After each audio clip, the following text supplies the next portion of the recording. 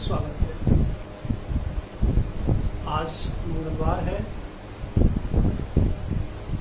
और आज के विविधा कार्यक्रम में एक संक्षिप्त पुस्तक चर्चा और एक आवश्यक सूचना लेकर मैं प्रस्तुत हूँ उमेश महालक्ष्मी। अभिराम साहित्यिकी के इस YouTube मंच से मेरा आप सबको सादर प्रणाम। आज मैं एक महत्वपूर्ण लघुकथा संग्रह पर चर्चा करना चाहता हूँ। ये संग्रह है वरिष्ठ लघुकथाकार श्री सुकेश साहनी जी का साइबरमैन।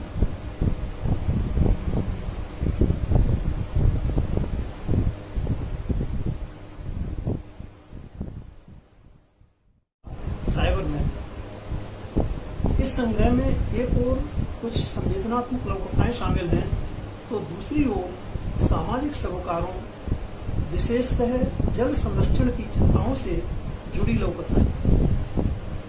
सबसे महत्वपूर्ण बात इस संग्रह के साथ ये है कि आर्थिक दृष्टि से निम्न व निम्न मध्यम वर्गीय जीवन की प्रवृत्तियों से इतर कथित उच्च वर्गीय जीवन की प्रवृत्तियों को भी लघुकथा के केंद्र में लाने का प्रयास हुआ है। मानवीय प्रवृत्तियों में होने वाले परिवर्तनों में कुछ परिवर्तनों का संक्रमण उच्च वर्गीय जीवन से निम्न वर्गीय जीवन की ओर होता है। ऐसे संक्रमित परिवर्तन ही जीवन को सर्वाधिक प्रभावित कर रहे हैं। चूंकि लघुकथा मानवीय जीवन के परिवर्तनों को प्रतिबिंबित करने की दृष्टि से सर्वाधिक उपयुक्त विधा है, तो लघुकथा में इन संक्रमित परिवर्तनों के वास्तविक रूप, प्रभाव और प्रक्रिया का प्रतिबिंबन होना ही चाहिए। साइबरमैन की बॉलीवुड डेज, साइबरमैन, खेल, वायरस, कसौटी आदि लघुकथाएं कथानक भाषा प्रस्तुतिकरण किसी न किसी स्तर पर इसकी झलक अवश्य प्रस्तुत करती है। उम्मीद की जा सकती है कि ये लघुकथाएं संक्रमित परिवर्तनों की उपस्थिति, प्रभाव और प्रक्रिया को लघुकथा में लाने के लिए उत्प्रेरक बनेगी। मित्रों, कई पाठक मित्रों को साहनी जी की लघुकथाओं में अंग्रेजी के प्रयोग की शिकायत करते देखा गया है। यहाँ तक कि अनेक लघुकथाओं के शीर्षकों में भी अंग्रेजी शब्दावली का उपयोग हुआ है।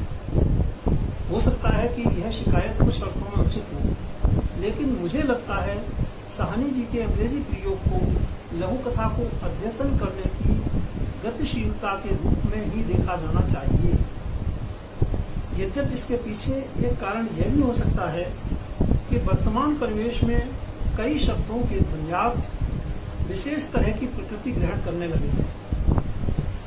कई अंग्रेजी के शब्द समानार्थी हिंदी शब्दों के और कई हिंदी शब्द समानार्थी अंग्रेजी शब्दों के ध्वन्यार्थ को व्यक्त करने में असमर्थ दिखाई देने लगते हैं। ऐसे में कथ्यों की प्रकृति के अनुरूप कहीं कहीं अंग्रेजी के कुछ शब्द लघुकथा की शक्ति को बढ़ाने में अधिक प्रभावी दिखाई देते हैं। साहनी जी की लघुकथा के हैंगओवर शीर्षक के संदर्भ में मुझे ऐसा ही लगता है। लघुकथा के संदर्भ में ध्वन्यार्थों की प्रकृति में आ रहे परिवर्तनों पर शायद आने वाले कुछ वर्षों में खुलकर चर्चा करने की आवश्यकता महसूस हो, ऐसा मेरा सोचना है।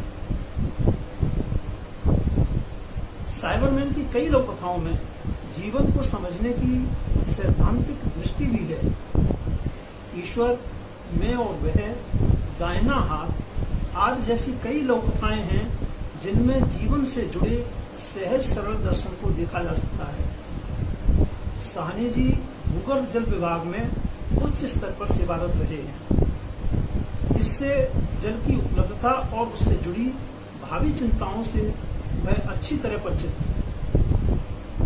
भूजल स्तर लगातार गिर रहा है और हम बोरिंग पर बोरिंग किए जा रहे हैं।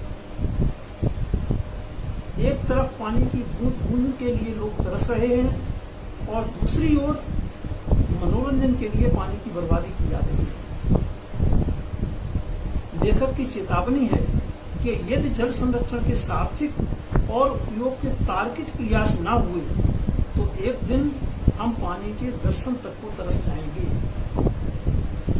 बादल, पानी और हवा, ओए बबली, उतार, कुआं खोदने वाला एवं विरासत जैसी प्रभावशाली लौकथाएं जल से जुड़ी चिंताओं को अलग अलग तरह से दर्शाती हैं। ओएसिस में पिल्ले की शक्ल से ही चिढ़ने वाली दादी का उसे ठिठुरन से बचाने के लिए पिघल जाना संवेदनात्मक है तो सरोकारबद्ध है। सजा प्राथमिक शिक्षा की पोत खोलती लौकथा है। अथ उलूक कथा, मेढकों के बीच, चादर जैसी लौकथाएं सांप्रदायिकता पर चोट करती हैं। शेल्फी पुरुषवादी सोच के खिलाफ नारी चेतना को स्वर देती प्रभावशाली लौकथा है। जीविका के लिए जीवन को खतरे में डालकर संघर्ष की सशक्त कथा है गोल्डन बीच। ब्रेक पॉइंट में बाजू के कट जाने पर भी मौत को अपनी इच्छा शक्ति के दम पर मात देने वाला पिता बेटे के नकारात्मक व्यवहार से अपना जीवन हार जाता है। एक प्रभावशाली संवेदनात्मक कथा है। संग्रह की अधिकांश लौकथाएं प्रभावित करती हैं और लौकथा को समझने की दृष्टि से साइबरमैन एक प्रेरक संग्रह सिद्ध होगा, ऐसा मेरा विश्वास है। लेकिन इनमें से कुछ लौकथाओं की रचना प्रक्रिया पर साहनी जी ने जो संकेतात्मक नोट डाले हैं, निश्चित रूप से वे नए लौकथाकारों को इस तथ्य को समझने में सहायक होंगे कि एक घटना या विचार को लौकथा कैसे बनाया जाता है। मित्रों, इस संग्रह को हिंदी साहित्य निकेतन बिजनौर, जिनका पता है 16 साहित्य विहार बिजनौर, उत्तर प्रदेश, उन्होंने सजिल्द रूप में 250 रुपए की कीमत पर प्रकाशित किया है। आप लोग वहां से प्राप्त कर सकते हैं चाहें तो। और इस संग्रह की चर्चा के साथ मेरी एक छोटी सी अपील है कि आप सब भी चूंकि हमारी इस यात्रा के सहयात्री हैं, अतः यदि आपने अभी तक इस चैनल को सब्सक्राइब नहीं किया है तो आज अवश्य कर लें, ताकि हमारी प्रत्येक अपलोडेड वीडियो की सूचना आप तक पहुंचती है।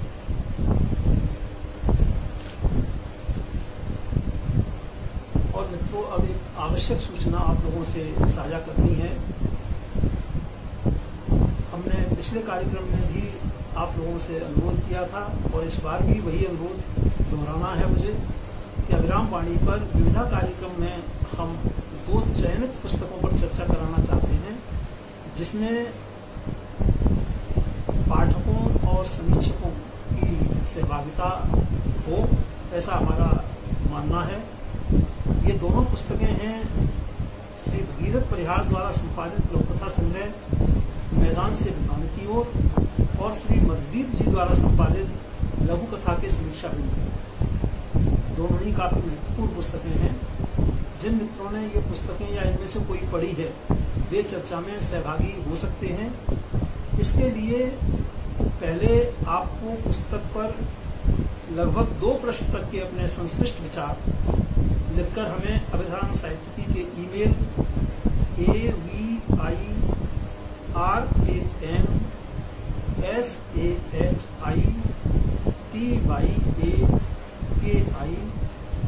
aviransahityakai@gmail.com या व्हाट्सएप नंबर 9412842467 पर तथा अपने वक्तव्य का वीडियो बनाकर व्हाट्सएप नंबर 9412842467 पर भेजें। पिछली दफा हमने आपका जो संख्यात्मक नोट है उसे 1 पृष्ठ तक का रखने की सूचना दी थी, लेकिन बाद में विचार करके क्योंकि पुस्तक काफी बड़ी है, इसलिए हमने इसे बढ़ाकर के 2 पृष्ठ तक का कर दिया है, जिसका वीडियो लगभग 10 मिनट तक का बन जाएगा। आपके प्राप्त वीडियो को हम अपने वीडियो में शामिल करके अभिराम वाणी पर किसी मंगलवार को प्रसारण हेतु